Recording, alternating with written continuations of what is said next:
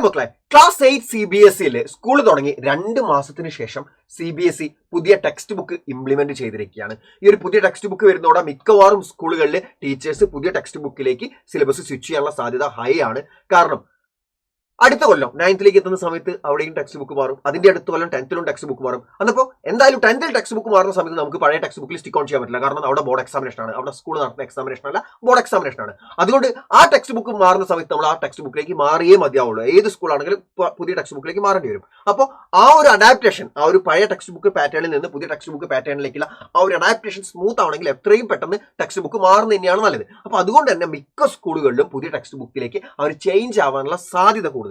അപ്പോൾ ഈ ഒരു പുതിയ ടെക്സ്റ്റ് ബുക്ക് വരുന്ന സമയത്ത് മാത്സിൽ എന്തൊക്കെയാണ് ഡിഫറൻസസ് ഉള്ളത്, എന്തൊക്കെയാണ് പഴയ ടെക്സ്റ്റ് ബുക്കും പുതിയ ടെക്സ്റ്റ് ബുക്കും തമ്മിലുള്ള ഡിഫറൻസ് എന്നാണ് ഈ ഒരു വീഡിയോയിൽ നമ്മൾ നോക്കാൻ പോകുന്നത്. ഓക്കെ, പഴയ ടെക്സ്റ്റ് ബുക്കിലായിരുന്നെങ്കിൽ മാത്സിലേക്ക് വരുന്ന സമയത്ത് നമുക്കറിയാം ഓരോ പോയിന്റ്സ്, നിങ്ങൾ ഫസ്റ്റ് ചാപ്റ്റർ പഠിച്ചിട്ടുണ്ടാവും റാഷണൽ നമ്പേഴ്സ്, അതിലൊക്കെ ഓരോ പോയിന്റ്സ് കൃത്യമായിട്ട് ബോക്സസിലാക്കി ഇങ്ങനെ കൊടുത്തിരിക്കുകയായിരുന്നു അല്ലെ. ഒരു പോയിന്റ്, അടുത്ത പോയിന്റ്, അതിന്റെ ക്വസ്റ്റ്യൻസ്, അടുത്ത ക്വസ്റ്റ്യൻസ്, അങ്ങനെ കൃത്യമായിട്ട് മാത്സിൽ എന്താണോ പഠിക്കാനുള്ളത് പ്യുർ റോ മാത്സ് ആയിരുന്നു. അതിൽ മാത്സിൽ കവിഞ്ഞ് പുറത്തുള്ളൊരു റിയൽ ലൈഫ് ആപ്ലിക്കേഷനോ അല്ലെങ്കിൽ എന്താ പറയാ അതിന്റെ ഒരു ഡെയിലി ലൈഫിലുള്ള എക്സാമ്പിളോ കാര്യങ്ങളോ ഒക്കെ വളരെ കുറവായിരുന്നു. ഇല്ല എന്നല്ല, പക്ഷെ വളരെ കുറവായിരുന്നു. വിരലിൽ എണ്ണാൻ പറ്റുന്ന എക്സാമ്പിൾസ് മാത്രമേ ഡെയിലി ലൈഫിലെ എക്സാമ്പിൾസ് ഒക്കെ ആയിട്ട് അതിൽ ഉണ്ടായിരുന്നുള്ളൂ. അപ്പോൾ അതിൽ നിന്ന് വ്യത്യസ്തമായിട്ട് ഈ ടെക്സ്റ്റ് ബുക്കിലേക്ക് വരുമ്പോൾ ഏറ്റവും മേജർ ആയിട്ടുള്ള ഒരു ചേഞ്ച് എന്ന് പറയുന്നത് ഈ ഒരു റിയൽ ലൈഫ് ആപ്ലിക്കേഷൻസും ഡെയിലി ലൈഫ് എക്സാമ്പിൾസും ഒക്കെ ഇൻക്ലൂഡ് ചെയ്തിട്ടാണ്, മാക്സിമം ഇൻക്ലൂഡ് ചെയ്തിട്ടാണ് പുതിയ ടെക്സ്റ്റ് ബുക്ക് അവർ ഡിസൈൻ ചെയ്തിട്ടുള്ളത്. ഓക്കെ, നമുക്കറിയാം ഫസ്റ്റ് പഴയ ടെക്സ്റ്റ് ബുക്കിലാണെങ്കിൽ ഫസ്റ്റ് ചാപ്റ്റർ എന്ന് പറയുന്നത് മാത്തമാറ്റിക്സിൽ റാഷണൽ നമ്പേഴ്സ് ആയിരുന്നു. എന്നാൽ ഇപ്പോൾ അവര് പുതിയ ടെക്സ്റ്റ് ബുക്കിൽ പാർട്ട് 1 ആണ് അവർ റിലീസ് ചെയ്തിട്ടുള്ളത്. പാർട്ട് 1 ഏകദേശം 7ഓളം ചാപ്റ്റേഴ്സ് ആണുള്ളത്. ഫസ്റ്റ് ചാപ്റ്റർ എന്ന് പറയുന്നത് ഈ ചാപ്റ്ററാണ്, സ്ക്വയർ ആൻഡ് എ ക്യൂബ്.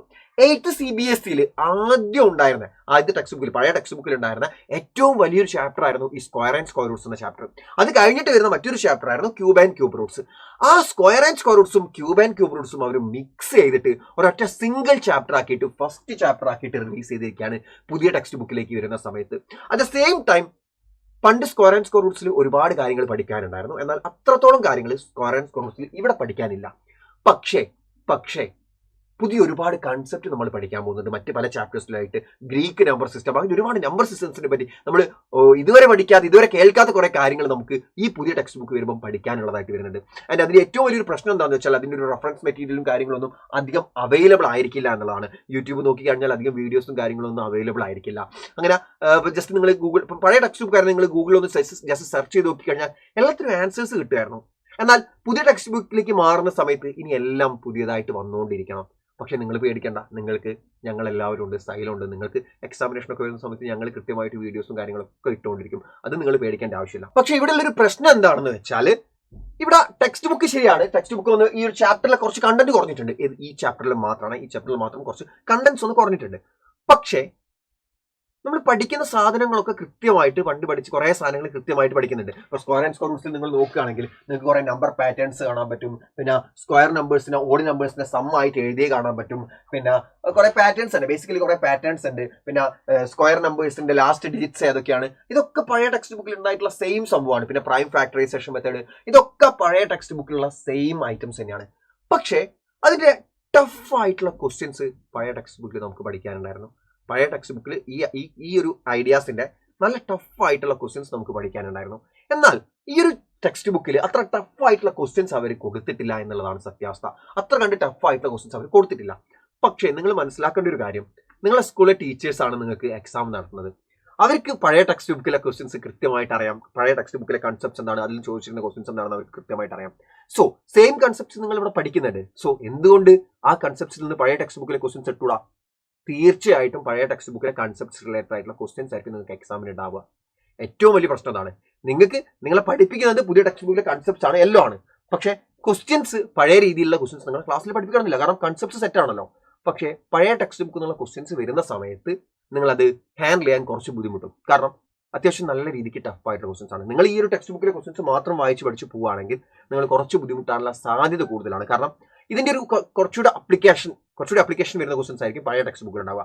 ആ ഒരു പാറ്റേണിലുള്ള ക്വസ്റ്റ്യൻസ് നിങ്ങളെ സ്കൂളിൽ ടീച്ചർ ഇടാൻ തീരുമാനിച്ചു കഴിഞ്ഞാൽ ആ രീതിക്ക് നിങ്ങൾ പ്രിപ്പയർ ചെയ്തിട്ടുണ്ടാവണം ആ ഒരു എക്സാമിനെ ക്രാക്ക് ചെയ്യാൻ വേണ്ടിയിട്ട് ആ ഒരു രീതിക്ക് കൂടെ നിങ്ങൾ പ്രിപ്പയർ ചെയ്തിട്ടുണ്ടാവണം. പക്ഷേ പേടിക്കേണ്ട, ഞാൻ പറഞ്ഞല്ലോ സൈലത്തിൽ യോധാ ബാച്ചിൽ ഞങ്ങൾ എല്ലാവരും നിങ്ങളുടെ കൂടെ തന്നെ ഉണ്ടാവും. നിങ്ങൾ നല്ല രീതിയിൽ ഏറ്റവും മികച്ച രീതിയിൽ പ്രിപ്പയർ ചെയ്യിച്ചിട്ടേ ഞങ്ങൾ ഏതൊരു എക്സാമിനും അയക്കുള്ളൂ.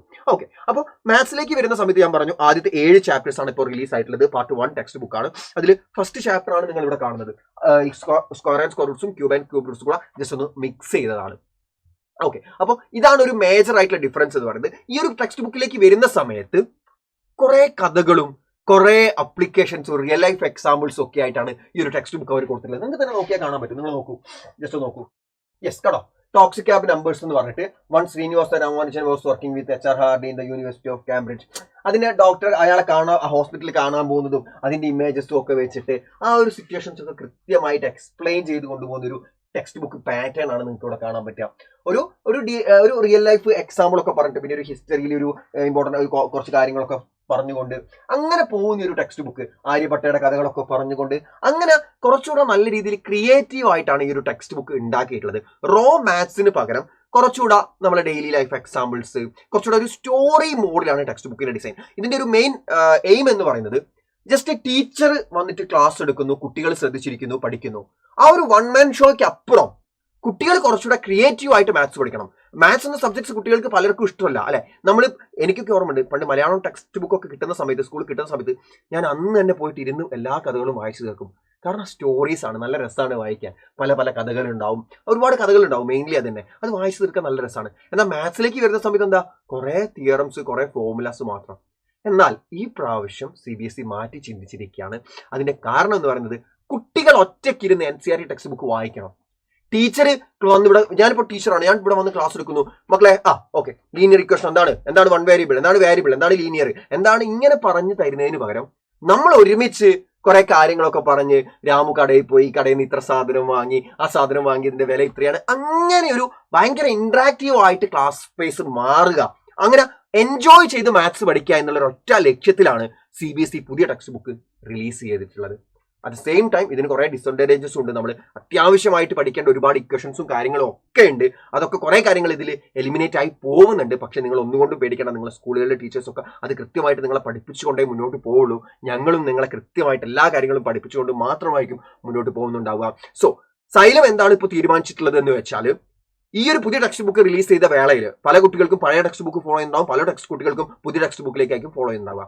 നമ്മൾ യോധാ ബാച്ച്, സൈലത്തിന്റെ ഓൺലൈൻ ട്യൂഷൻ ബാച്ച് ആയിട്ടുള്ള യോധാ ബാച്ചിൽ 2 ക്ലാസ്സും ഉണ്ടാവും. അതായത് ഓൾഡ് ടെക്സ്റ്റ് ബുക്കിന്റെ ബാച്ച് ഉണ്ടാവും, ന്യൂ ടെക്സ്റ്റ് ബുക്കിന്റെ ബാച്ച് ഉണ്ടാവും. Old NCERT batch, new NCERT batch, 2 ബാച്ചും നിങ്ങൾക്ക് അവൈലബിൾ ആയിരിക്കും. നിങ്ങളുടെ സ്കൂളിലെ നിങ്ങൾക്ക് ഏതാണോ സ്കൂളിൽ ഫോളോ ചെയ്യുന്നത് ആ ഒരു ബാച്ച് നിങ്ങൾക്ക് ചൂസ് ചെയ്തിട്ട് കൃത്യമായിട്ട് പഠിച്ചുകൊണ്ട് മുന്നോട്ട് പോകുന്നതാണ്. നമ്മൾ എത്രയും പെട്ടെന്ന് തന്നെ ക്ലാസ് സ്റ്റാർട്ട് ചെയ്യുന്നതായിരിക്കും. സോ ഏതെങ്കിലും മക്കള് യോധാ ബാച്ചിൽ ജോയിൻ ചെയ്യാൻ ബാക്കിയുണ്ടെങ്കിൽ എത്രയും പെട്ടെന്ന് യോധാ ബാച്ചിൽ ജോയിൻ ചെയ്യുക.